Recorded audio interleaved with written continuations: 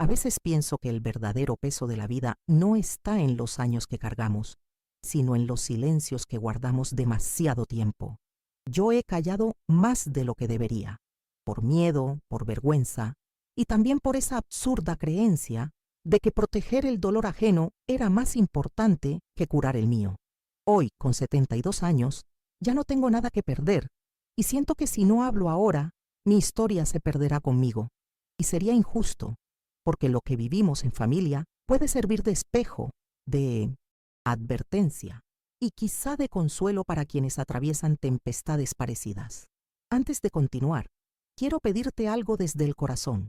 Si mis palabras llegan a tocarte, regálame un gesto pequeño pero valioso. Dale me gusta a este relato y suscríbete al canal. Así me ayudas a seguir compartiendo memorias que tantas veces permanecen enterradas. Y dime en los comentarios desde dónde me escuchas, porque me gusta imaginar estas historias viajando más allá de mi pequeña casa. Me llamo Adelia Nogueira da Silva, y aunque mi acento aún delata mis raíces brasileñas, hace ya más de 40 años que vivo en España. Aquí, en un barrio tranquilo de Zaragoza, soy conocida como la viuda que riega sus plantas en la terraza cada tarde, con el cabello blanco recogido en un moño sencillo. Esa imagen serena engaña a muchos. Detrás de las flores cuidadas y la calma de mis manos hay cicatrices invisibles, marcas que no se ven, pero que pesan más que cualquier arruga en mi rostro. Decidí hablar ahora porque he cargado demasiado tiempo con la herida de un hijo perdido en sus propias decisiones. Un hijo que se alejó de todo lo bueno que un día soñamos para él. Durante años me culpé. Me pregunté en qué momento lo dejé caer, en qué instante mis brazos dejaron de ser refugio. Pero también aprendí que no todo se hereda ni todo se puede evitar. Hay caminos que se tuercen incluso cuando se siembra con amor. Sin embargo, en medio de esa oscuridad, apareció una chispa que me devolvió la esperanza. Mi nieto, con apenas 13 años, tuvo la entereza y la valentía que yo, ya mayor y cansada, no encontré en mí. A veces lo miro y pienso que esa fuerza silenciosa que siempre me acompañó, aunque la usara para callar, en él floreció como coraje para actuar. Verlo enfrentarse a lo que yo nunca pude me dio tanto orgullo como alivio. Lo curioso es que mis recuerdos se entrelazan con un pasado aún más lejano. Crecí en un pueblo pequeño, rodeada de tierra y de sonidos que hoy parecen irreales. La infancia me enseñó la dulzura de lo sencillo, pero también la fragilidad de la vida. Allí aprendí que cuando la base de una casa se rompe, los cimientos del alma tiemblan. Esa lección me acompañó hasta aquí, y quizá por eso entendí también el vacío de mi hijo cuando se perdió en la vida. Contar esto no es fácil. Mis manos tiemblan mientras hablo, y cada palabra me arranca un poco de lo que escondí, pero quiero creer que el dolor compartido se aligera, que mi historia puede convertirse en compañía para alguien que hoy se siente solo en medio del caos. No pretendo dar lecciones, apenas abrir mi pecho y dejar salir lo que guardé demasiado tiempo, así que te invito a escucharme como si estuviéramos frente a frente en una mesa pequeña, con una taza de café entre nosotros.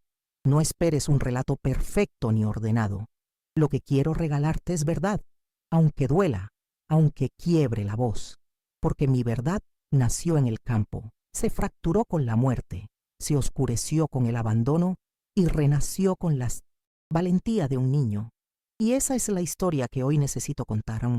Mi niñez comenzó en un pequeño pueblo castellano, donde las calles eran de tierra y el sonido de las campanas de la iglesia marcaba el ritmo de los días. Nuestra casa era humilde, de paredes encaladas y techo bajo, pero siempre olía a pan recién hecho y a leña ardiendo en la chimenea. Recuerdo despertar con el canto de los gallos y el murmullo de mi madre preparando el desayuno, mientras la brisa fresca de la madrugada entraba por la ventana sin cortinas. No teníamos lujos, pero la sencillez de aquella vida me parecía un regalo del cielo. Mi padre trabajaba de sol a sol en el campo. Con sus manos curtidas y su espalda encorvada, volvía cada noche con la ropa cubierta de polvo y sudor, pero en sus ojos siempre había una chispa de ternura cuando nos veía correr hacia él. Nos cargaba a los tres en brazos, como si no pesáramos nada y nos hacía reír con historias exageradas de lo que había visto en los viñedos.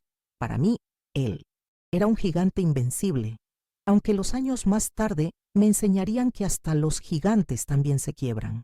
Yo era la mayor de mis hermanos, y eso me convertía, sin querer, en la segunda madre de la casa. Mientras mi madre cocía o preparaba la comida, yo inventaba juegos para mantener entretenidos a los pequeños. A veces hacíamos muñecas con trapos viejos, otras construíamos fortalezas de ramas en el patio trasero. Nunca nos faltó imaginación. La pobreza, lejos de ser un límite, era la excusa perfecta para soñar. Cada carcajada de mis hermanos era un premio que atesoraba como si fuera oro. Las tardes tenían un ritmo especial. Después de comer, cuando el calor caía pesado sobre las calles, nos sentábamos bajo la sombra de la higuera del patio. Allí mi madre cantaba coplas suaves mientras bordaba, y mi padre se recostaba con un vaso de vino barato, disfrutando de su único momento de descanso. A veces, yo cerraba los ojos y pensaba que el tiempo podía quedarse detenido en esa imagen. La familia reunida, el olor de la tierra mojada tras el riego y la sensación de que nada malo podía alcanzarnos. El pueblo entero era una extensión de nuestra casa. Los vecinos se conocían entre sí y la solidaridad era una costumbre tan natural como el saludo de cada mañana. Si una familia no tenía pan, otra lo compartía. Si alguien enfermaba, todos acudían con remedios y compañía. Esa red invisible nos sostenía y nos hacía sentir parte de algo más grande que nuestras cuatro paredes. Era como si la comunidad nos enseñara sin palabras que la vida solo se sobrevive si se comparte. Mi madre era el alma de nuestro hogar. Pequeña de cuerpo pero inmensa de espíritu, siempre encontraba una solución a cada carencia. Si faltaba comida, multiplicaba el poco arroz con especias que ella misma cultivaba en macetas. Si los inviernos eran demasiado fríos, cosía mantas con trozos de tela que conseguía en el mercado. Aún hoy, cuando huelo el anís o el romero, me transporto a esas tardes donde su voz suave nos envolvía como abrigo. En la escuela del pueblo, con sus bancos de madera y paredes desconchadas, aprendí las primeras letras. No teníamos cuadernos nuevos ni lápices de sobra, pero yo sentía un orgullo enorme cada vez que podía leer en voz alta delante de todos. Mis maestros solían decir que tenía una curiosidad insaciable, y quizá por eso me daban libros prestados que yo devoraba en secreto bajo la luz tenue de una vela. Mis hermanos me escuchaban leer como si fueran cuentos mágicos, aunque a veces eran solo fragmentos de historia o poesía. Lo que más atesoro de aquella época es la música. Mi abuelo, que vivía en una casa cercana, tocaba la guitarra en las reuniones familiares. Con su voz ronca, cantaba canciones antiguas que hablaban de amor, de pérdidas y de esperanzas. Yo me sentaba a su lado, observando cómo sus dedos se movían con destreza, y sentía que cada acorde me revelaba un secreto. Esa música se convirtió en refugio, en un rincón seguro al que todavía regreso en Mid-Oamtesetmer. Mis recuerdos. Cada estación tenía su propio encanto. En primavera los campos se cubrían de flores silvestres y corríamos descalzos por los prados, manchándonos de barro y risas. En verano, el calor era sofocante, pero lo combatíamos bañándonos en el río cercano, donde las piedras resbaladizas eran nuestro único peligro. El otoño olía a uvas y vendimia, y mi padre nos dejaba probar el mosto dulce que aún no había fermentado. El invierno era duro, pero se llenaba de cuentos alrededor del fuego, envueltos en mantas que parecían enormes para nuestros cuerpos pequeños.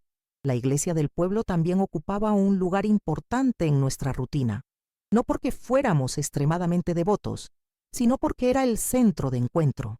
Allí se celebraban fiestas, bodas y hasta las ferias donde intercambiábamos productos.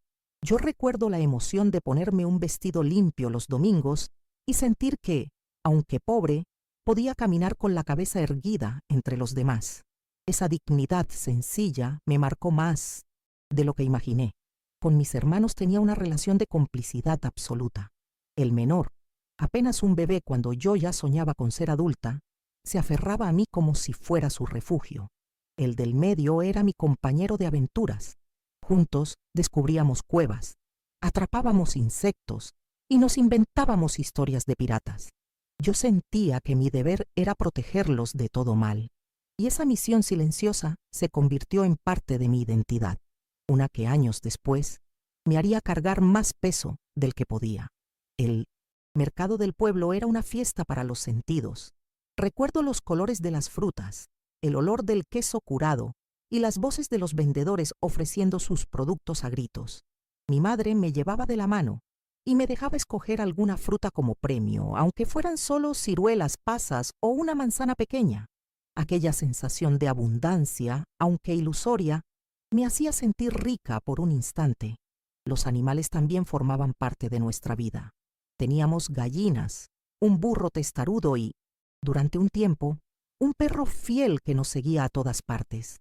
Yo me encariñaba demasiado con ellos y lloraba cada vez que alguno moría o desaparecía. Mi padre solía decirme que el campo enseñaba a despedirse, que la vida y la muerte iban de la mano en la tierra. Esas palabras me parecían duras entonces, pero con los años entendí que tenía razón. Algunas noches de verano nos acostábamos en el patio para mirar las estrellas. Mi padre nos señalaba las constelaciones y nos inventaba historias sobre héroes y dioses que vivían en el cielo. Yo escuchaba fascinada, sintiendo que el universo entero se desplegaba ante mí, mucho más grande que mi pequeño mundo. Esa mezcla de fantasía y realidad fue el alimento de mis sueños de niña. Lo más hermoso era la sensación de seguridad.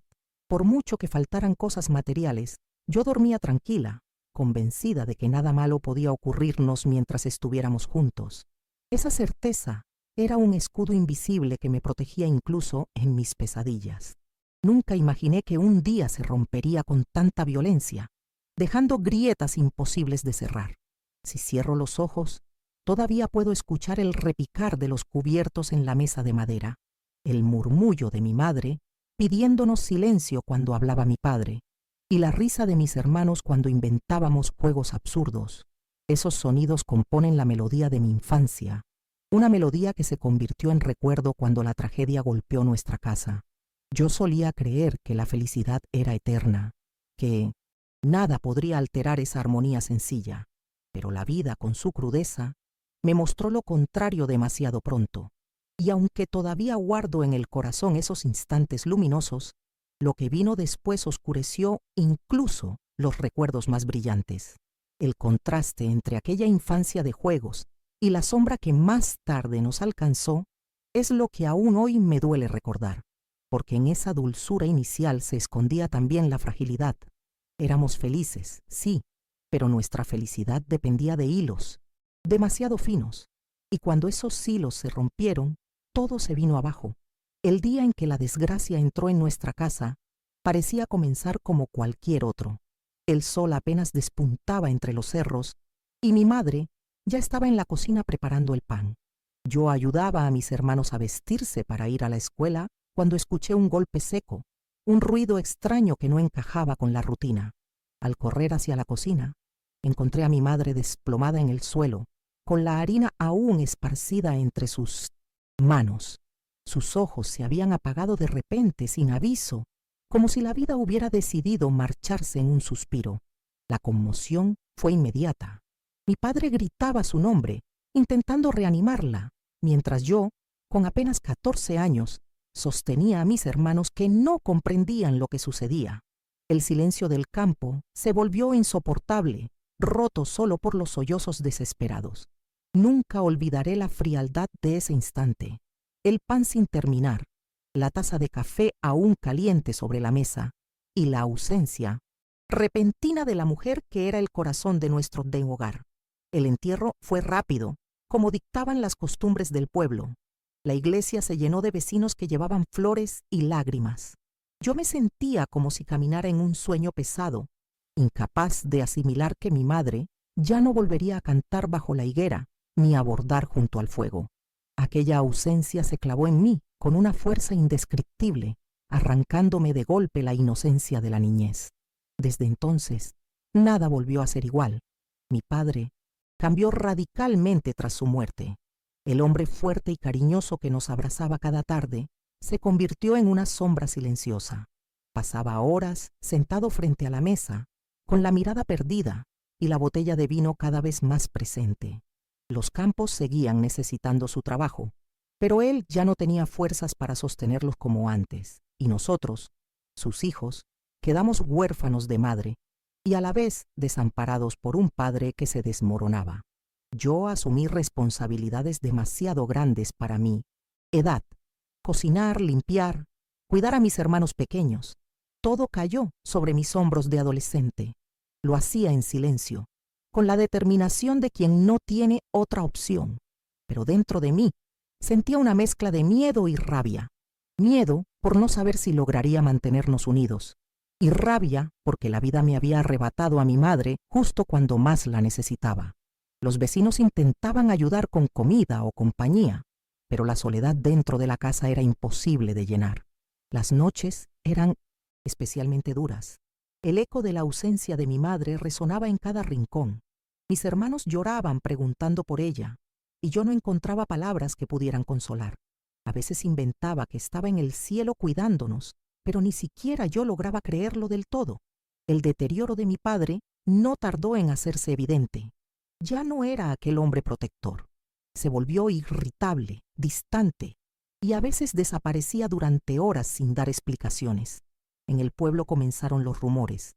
Decían que pasaba demasiado tiempo en la taberna, que buscaba consuelo en compañías poco recomendables. Yo lo veía regresar con la mirada vidriosa y el paso tambaleante, y en mi interior crecía una sensación de inseguridad que no había conocido antes. Con la ausencia de mi madre, nuestra casa dejó de ser refugio. El orden, la calidez y las risas desaparecieron. Las paredes parecían más frías, y cada objeto, el delantal colgado en la puerta, las agujas de bordar sobre la mesa, era un recordatorio doloroso de lo que habíamos perdido. Yo me aferraba a esos recuerdos como si fueran la última hebra que me mantenía unida a ella. Aquel vacío abrió la puerta a algo más oscuro. Con mi padre cada vez más ausente y vulnerable, comenzaron a acercarse personas que antes mantenían distancia, tíos lejanos, conocidos del bar, supuestos amigos dispuestos a ayudar, pero que en realidad buscaban aprovecharse de la fragilidad en la que estábamos. Yo no lo entendía del todo, pero intuía que algo malo estaba por llegar. Ese fue el inicio del verdadero derrumbe. La muerte de mi madre no solo nos arrebató su presencia, sino que desmoronó el frágil equilibrio que sostenía nuestra familia. Lo que vino después fue un lento deslizamiento hacia la oscuridad, un tiempo en el que la inocencia desapareció para siempre, y el peligro comenzó a instalarse en nuestras vidas. El agresor no llegó de golpe, sino disfrazado de ayuda.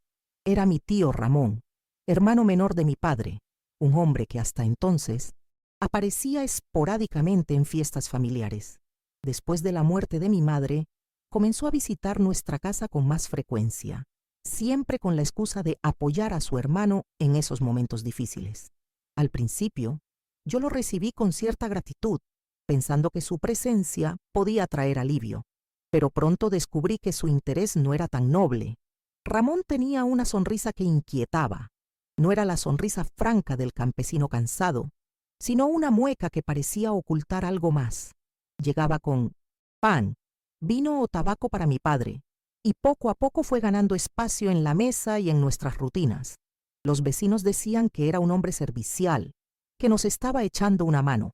Yo me mordía los labios para no gritar que no era así. Sentía una incomodidad que no sabía explicar, pero mi intuición ya me estaba advirtiendo. Al ver a mi padre hundirse cada día más en la bebida, Ramón tomó el papel de protector frente a los ojos del pueblo. Comenzó a encargarse de algunos trabajos en el campo y a llevar a mis hermanos a la escuela cuando yo no podía. La gente empezó a repetir que qué suerte teníamos de contar con él. Esa imagen pública de Salvador le daba más poder y a mí me hacía sentir cada vez más atrapada en una red invisible de la que no podía escapar. Dentro de casa, su comportamiento era diferente. Había miradas largas que me incomodaban, silencios pesados cuando pasaba cerca de mí y un tono autoritario que se instaló sin que nadie lo cuestionara.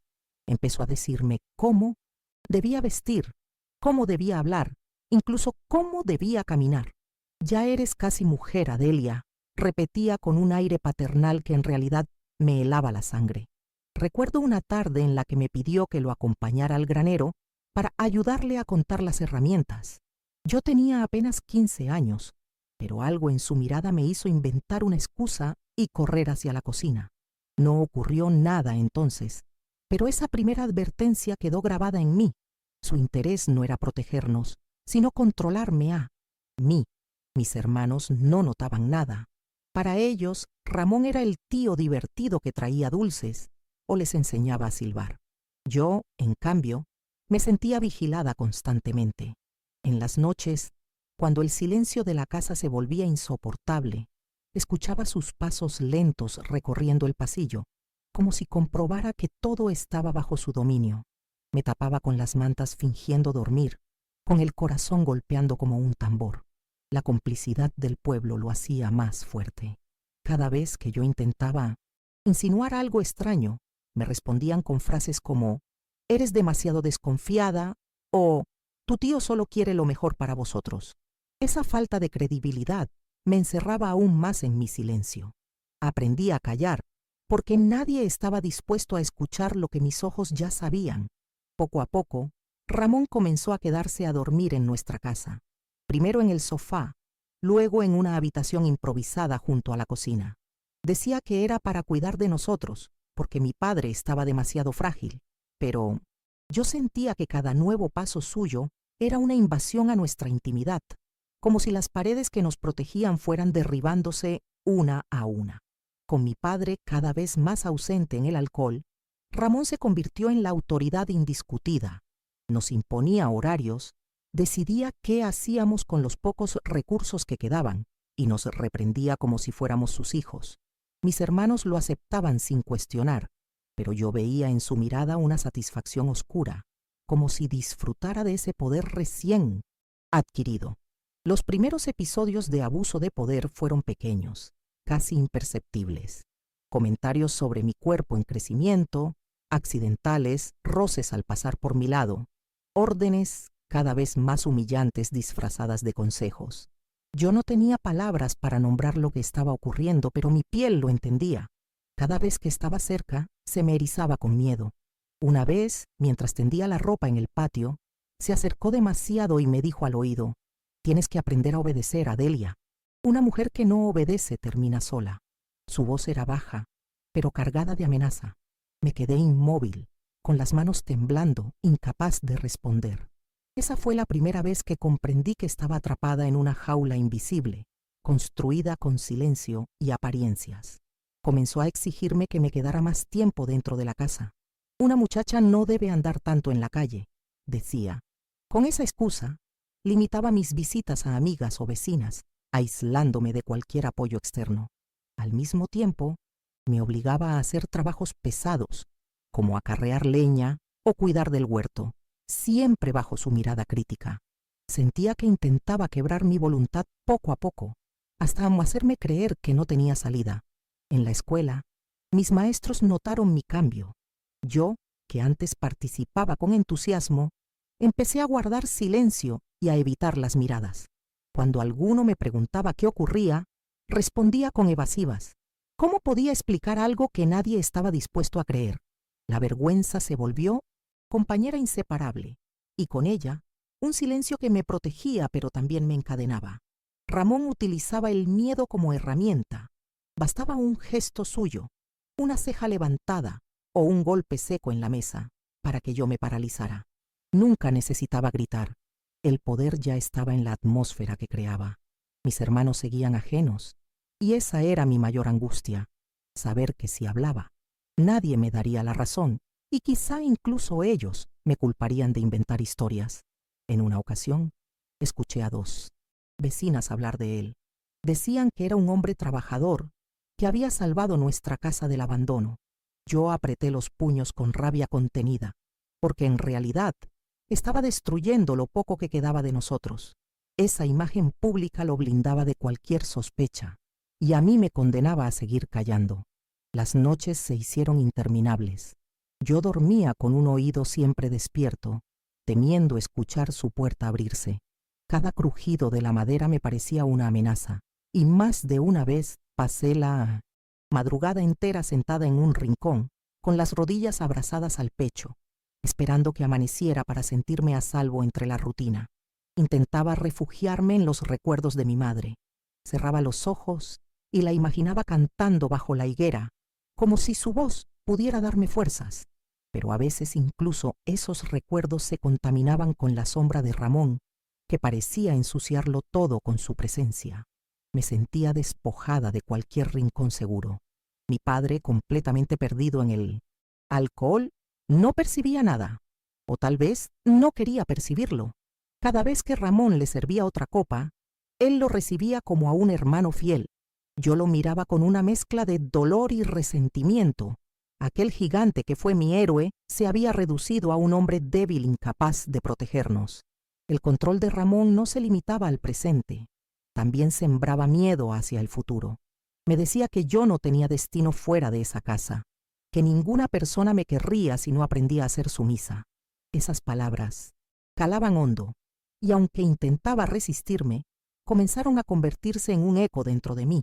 Con el tiempo entendí que lo suyo no era solo una invasión a nuestra casa, sino un juego cruel de poder. Disfrutaba viendo mi incomodidad, disfrutaba del silencio obligado que me rodeaba. Era como si cada lágrima contenida le diera más fuerza. Y yo, atrapada, me preguntaba hasta cuándo podría resistir. Lo más doloroso era la normalidad aparente. Para el pueblo, para mis hermanos, incluso para mí, padre, Ramón era un salvador. Para mí era el enemigo silencioso que cada día avanzaba un paso más sobre mi libertad. Y en ese contraste se fraguaba mi mayor tortura. Tener que sonreír frente a los demás mientras dentro de mí crecía el miedo. La entrada de Ramón en nuestra vida marcó el inicio de mi prisión.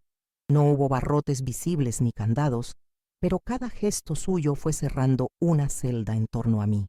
A partir de entonces, mi adolescencia dejó de ser un tiempo de descubrimientos y se convirtió en una batalla silenciosa por sobrevivir a su sombra.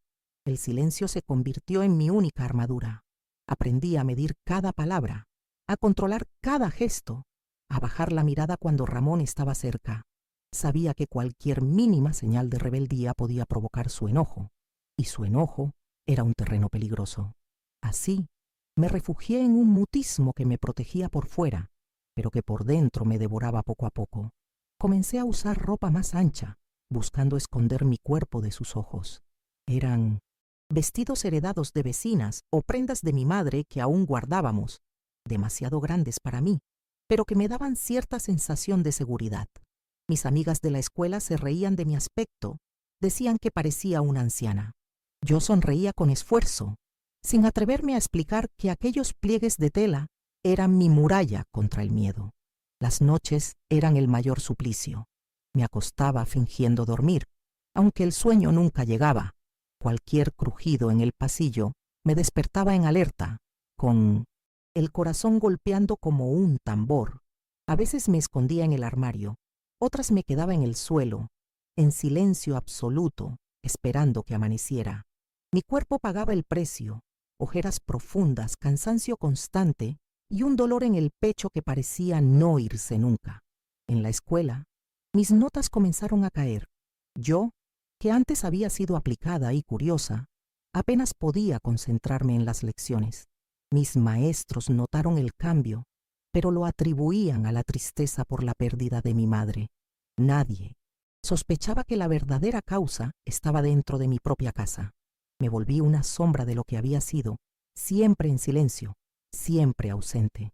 Mis hermanos eran mi única motivación para resistir. Ellos aún veían a Ramón como el tío protector que los llevaba de paseo o les compraba dulces. Yo soportaba sus miradas y su control con tal de que ellos siguieran creyendo en esa ilusión. Me repetía a mí misma que mi deber era mantenerlos a salvo, aunque eso significara sacrificarme en silencio. Ramón había logrado instalarse como dueño absoluto del hogar. Decidía qué comíamos, cuándo nos acostábamos, incluso qué tareas debía realizar cada uno. A mí me asignaba las más pesadas, como cargar leña o limpiar establos. Sabía que no podía negarme, así que lo hacía con el rostro endurecido, tragando lágrimas que nadie veía. Mi padre seguía ausente, perdido entre copas y recuerdos de mi madre. Lo observaba con tristeza, sentado en la mesa, con la mirada fija en un punto invisible mientras Ramón le llenaba otra vez el vaso. En mi interior crecía una rabia profunda, porque entendía que él prefería no ver lo que sucedía, y ese abandono me dolía tanto como la presencia de Ramón. El cuerpo comenzó a manifestar lo que mi voz callaba. Perdí peso con rapidez. Mis manos temblaban sin razón, y a veces me despertaba empapada en sudor frío. También me dolía el estómago de manera constante, como si llevara una piedra dentro, pero no pedía ayuda. Sabía que si iba al médico, Ramón insistiría en acompañarme, y yo no quería darle ese poder. Me refugiaba en pequeños escondites de la casa. Había un rincón detrás del granero donde podía llorar en silencio, o el desván donde guardábamos cosas viejas. Allí me sentía a salvo, rodeada de objetos que aún olían a mi madre. Era mi única manera de recordar que había existido un tiempo en que la casa estaba llena de amor, no de miedo. El silencio se volvió también una cárcel. A veces quería gritar, quería contarle a alguien lo que ocurría, pero las palabras se atascaban en mi garganta. Sentía vergüenza, como si yo tuviera la culpa de su comportamiento. Ramón se encargaba de alimentar esa culpa con frases envenenadas. Si hablas, nadie te creerá, o eres tú quien provoca todo esto. Poco a poco, empecé a creerle. Los domingos en la iglesia eran un suplicio. Todos me miraban como a la sobrina de Ramón, la muchacha que él cuidaba con tanto esmero. Cuando las vecinas me elogiaban por tener un tío tan bueno, yo sonreía con una mueca amarga. Quería decirles la verdad, pero me faltaba valor. Sentía que si pronunciaba una sola palabra, el mundo entero se volvería contra mí. Mi vida se dividía entre el miedo y la adaptación. Había desarrollado una habilidad casi instintiva para leer sus gestos. Sabía cuándo estaba de buen humor y cuándo era mejor desaparecer. Si sonreía demasiado, era señal de que algo planeaba. Si callaba, era porque estaba enfadado. Aprendí a caminar sin hacer ruido, a esconderme detrás de excusas, a fingir normalidad. Mis amigas poco a poco se alejaron de mí. Ya no participaba en juegos, ni acudía a fiestas del pueblo. Ellas no entendían mi aislamiento, y yo no sabía cómo explicarles. Preferí dejar que me olvidaran antes que revelar mi secreto. Así, la soledad se convirtió en otra de mis compañeras. Las noches de invierno eran especialmente crueles. Con el frío calando en los huesos, me acurrucaba bajo las mantas demasiado finas y escuchaba el viento azotar las ventanas. En esos momentos, deseaba, con todas mis fuerzas, que mi madre apareciera y me abrazara. Pero lo único que encontraba era la sombra de Ramón rondando la casa como un depredador. Mi cuerpo aprendió a vivir en tensión. Incluso cuando estaba en la escuela, mis músculos permanecían rígidos, como si en cualquier momento fuera a estallar un peligro. Esa alerta constante me robaba la paz. Ya no sabía lo que era respirar con calma, ni reír sin sentir culpa. Con mis hermanos fingía normalidad. Les contaba cuentos inventados, los ayudaba con las tareas y jugaba con ellos cuando tenía fuerzas. No quería que notaran mi sufrimiento. Mi misión era protegerlos, aunque nadie me protegiera a mí. Esa carga me hacía sentir más adulta de lo que era, como si mi infancia se hubiera apagado demasiado pronto. El paso del tiempo no trajo alivio.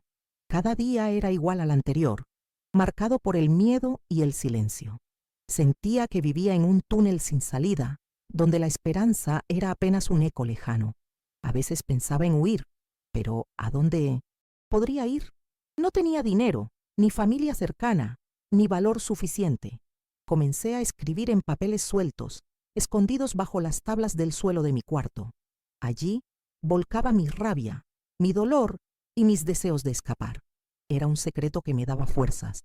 Aunque nadie escuchara mi voz, al menos quedaba registrada en esas hojas clandestinas. Escribir se convirtió en mi único acto de resistencia. Ramón notaba mi fragilidad y la aprovechaba. Se mostraba amable frente a los demás, pero conmigo era cada vez más exigente. Eres torpe, no sirves para nada, repetía. Quería convencerme de que no tenía valor alguno, de que dependía de él para sobrevivir, y yo, aunque resistía en silencio, a veces sentía que estaba a punto de creerle. La culpa también me devoraba. Pensaba que quizá, si hubiera sido más fuerte, mi madre seguiría viva, o que si cuidara mejor de mis hermanos, ellos estarían a salvo.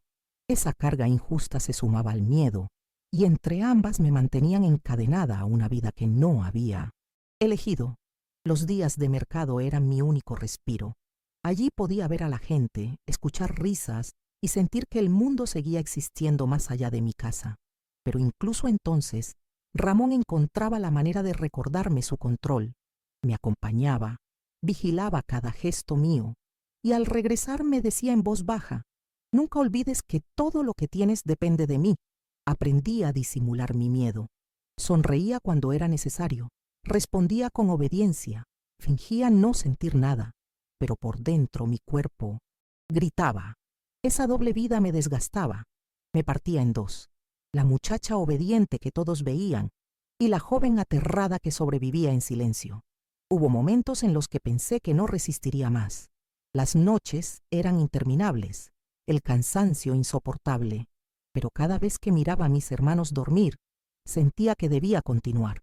Ellos eran mi razón para aguantar, el motivo por el que no me dejaba caer. Si yo me rendía, ¿quién los protegería? A veces, cuando Ramón salía al campo o al pueblo, yo respiraba hondo y dejaba que las lágrimas corrieran sin control. Eran mis únicas pausas, instantes breves en los que me permitía ser yo misma. Luego me lavaba la cara, me recogía el cabello y volvía a colocarme la máscara de obediencia. El paso de los meses me convirtió en alguien distinto. Dejé de soñar como una adolescente y comencé a pensar como una sobreviviente. Cada día era un cálculo: dónde esconderme, qué decir, cómo evitar su ira. La inocencia había muerto con mi madre. Lo que quedaba era una joven endurecida por la necesidad de resistir. Aunque mi vida parecía estancada, algo en mí comenzaba a despertar. Era apenas una chispa, una voz interna que me recordaba que yo no había nacido para ser esclava de su poder. Esa voz era débil y se ahogaba la mayoría de las veces, pero existía, y con el tiempo, esa chispa se transformaría en fuego. Por entonces, sin embargo, todo lo que me quedaba era el silencio, un silencio que me protegía y me destruía a la vez, un silencio que me mantenía con vida, pero que también me hacía sentir muerta por dentro. Y en ese laberinto de miedo y resignación, aprendí a sobrevivir un día más, siempre un día más. La primera chispa de resistencia nació casi sin darme cuenta. Una tarde, mientras Ramón me ordenaba limpiar el establo, me sorprendí pensando: no puede controlarlo todo. Fue un pensamiento fugaz, pero suficiente para darme una diminuta sensación de libertad. A partir de entonces, comencé a observarlo con más atención, como quien estudia a un animal salvaje para anticipar sus movimientos. Me volví experta en leer sus gestos. Sabía cuándo su ceño fruncido anunciaba peligro o cuándo su sonrisa fingida escondía alguna trampa.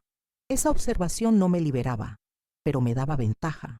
Aprendí a esquivar sus ataques con estrategias pequeñas, a desaparecer en el momento justo, a responder con frases que calmaban su ego. No era valentía abierta, pero sí astucia. Encontré un aliado indirecto en mi profesora de literatura.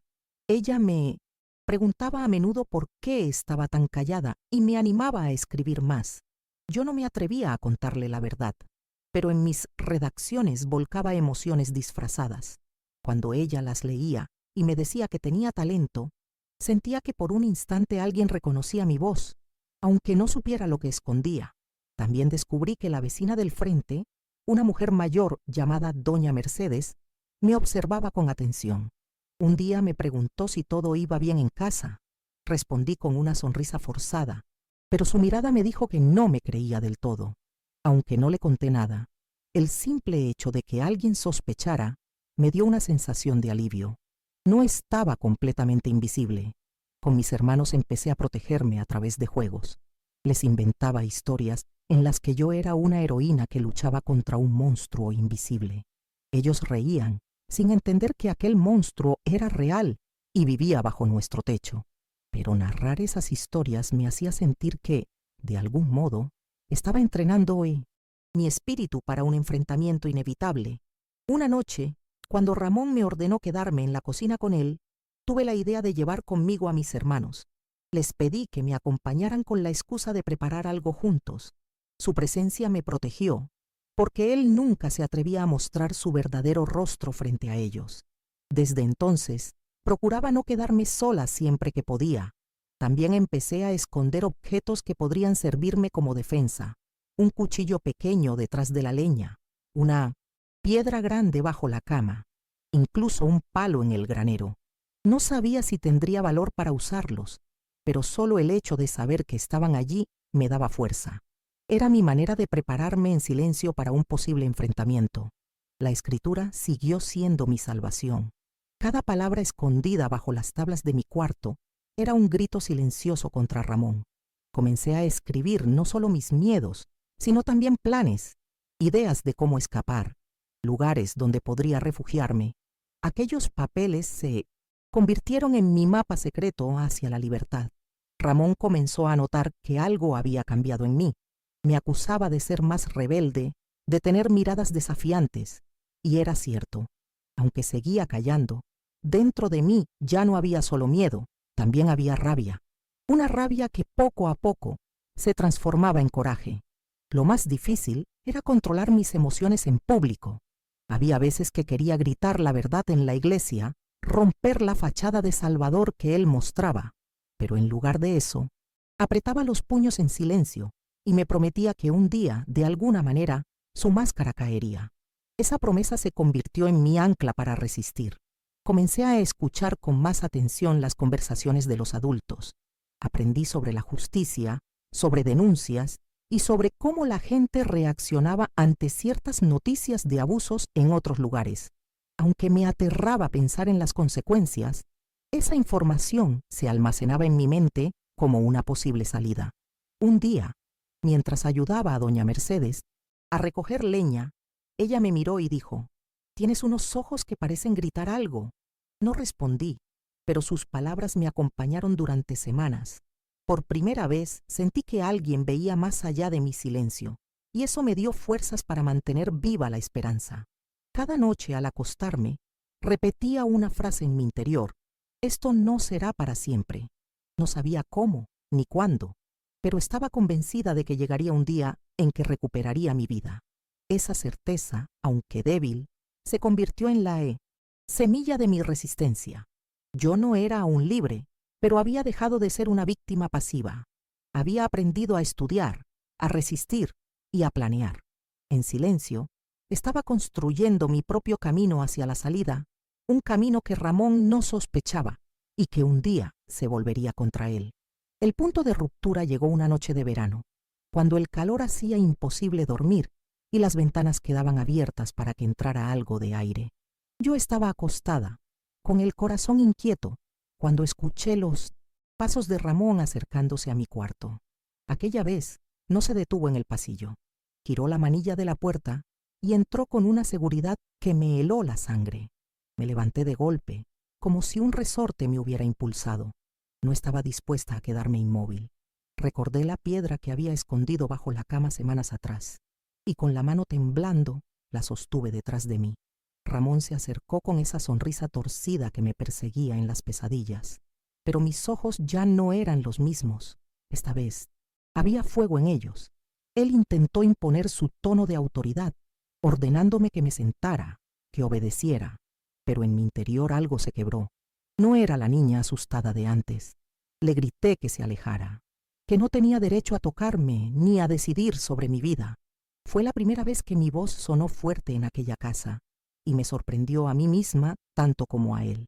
Ramón se quedó unos segundos en silencio, desconcertado por mi rebeldía. Luego avanzó con rabia, como si quisiera demostrar que aún tenía el control. Fue entonces cuando levanté la piedra y la sostuve frente a su rostro. Mis manos temblaban, pero mis ojos no, y le dije, casi sin reconocer mi propia voz: «Si das un paso más, juro que te rompo la cabeza». El tiempo pareció detenerse. No sé si fue la firmeza en mis palabras o el hecho de que ya no veía a una niña indefensa, pero Ramón retrocedió. Murmuró insultos y amenazas, y al final salió del cuarto dando un portazo que retumbó en toda la casa. Yo me desplomé en el suelo, con el cuerpo sacudido por sollozos, pero con la certeza de que algo había cambiado para siempre. Al día siguiente, intentó comportarse como si nada hubiera pasado. En la mesa fingió normalidad, habló con mis hermanos y hasta me miró con esa falsa ternura de siempre, pero yo ya no era la misma.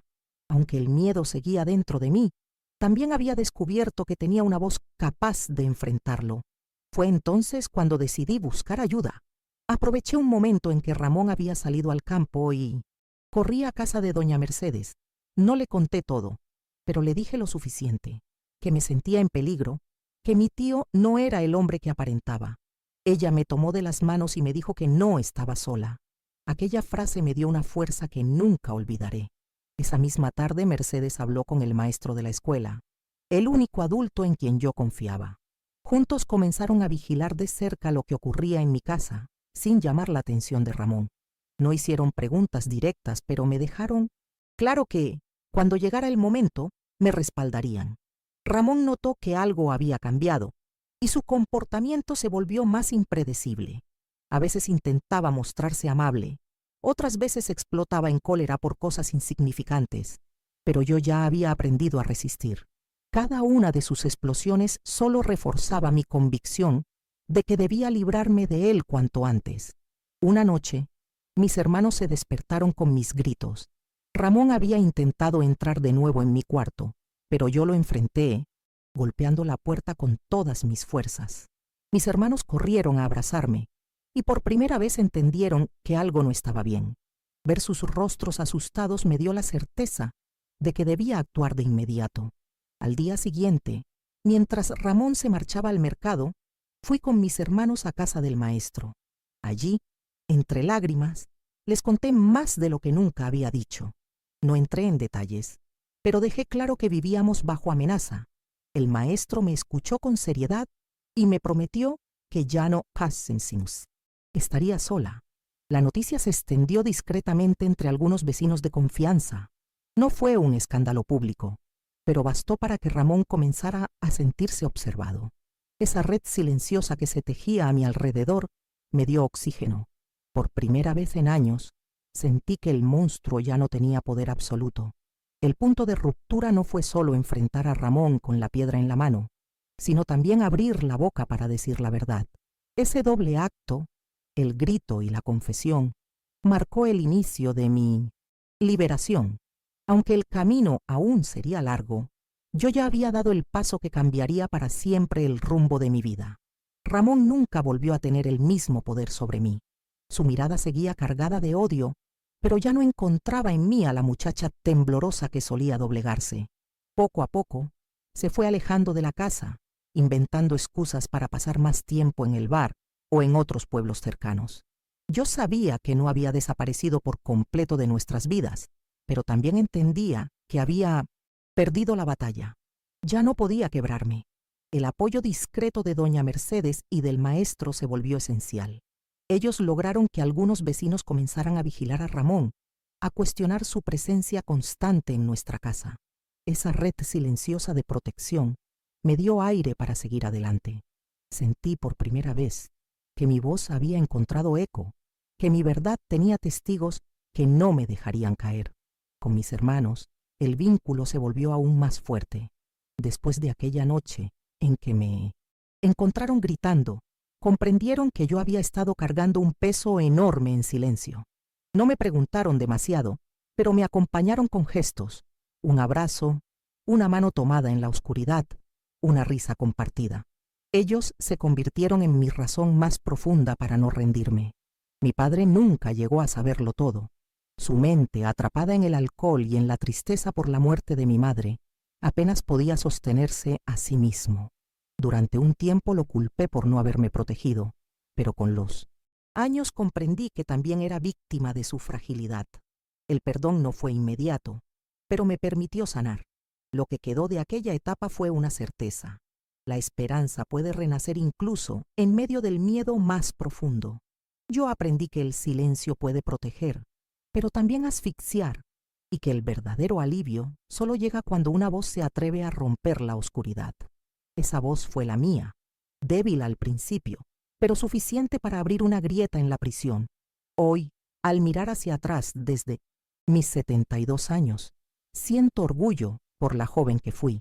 Aunque me temblaban las manos, aunque el miedo me ahogaba, encontré la manera de resistir.